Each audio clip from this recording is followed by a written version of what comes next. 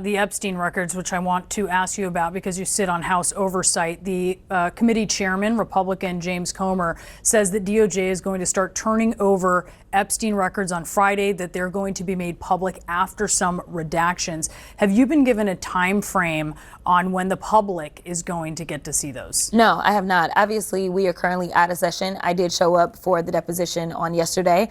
I personally believe once we're in, he will have some conversations with our ranking member and we will see what it is that they're proposing. But we're going to do everything that we can to make sure that there's some real transparency. Everything about this particular administration has been less than transparent. When we think about the way that they've tried to pass the most horrible iteration of their bills, they've tried to do that when people were sleeping. And right now they have tried to brush this under the rug while they are distracting and destroying in our country. So I am pushing for what the American people have asked for, which they are asking for transparency because they want to know who these child rapists are. Let's talk about transparency because you posted on X yesterday, quote, DOJ owes us the Epstein Files beginning tomorrow, all of them, client list included, no delays, no redactions, no excuses, anything less is a cover-up. So a whole congressional committee and the staffers needed to process the material should be entrusted with child sexual abuse material unredacted, names unredacted when, I mean, no offense, Congresswoman, Congress isn't exactly known for its discretion when there are political points that are there to be scored. Is that what you're calling for? I'm calling for us to get everything over to us and any redactions. Unredacted.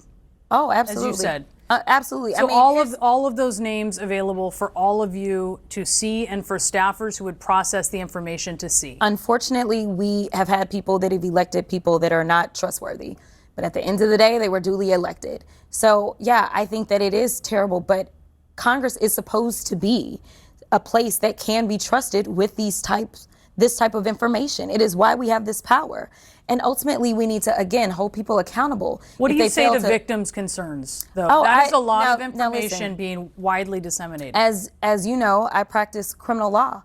So for me, I don't think that we need to release the names out to the public of these victims. But when it comes down to it, the DOJ needs to give it to us. Now, if there is a transgression that takes place, then I think that we need to hold those staffers and or those members that end up engaging in that transgression, because you cannot be entrusted to do what's right and then violate that very trust and then say, oh, well. So no, we're going to have to hold people accountable if for some reason they violate their trust. But I do think that it is important that we get everything unredacted, because the problem is I don't trust this DOJ whatsoever. We know that we have an attorney general that seemingly has sworn an oath to the man in the White House instead of swearing an oath to the Constitution. And so I don't know what it is that you were trying to delete if I can't see what's deleted.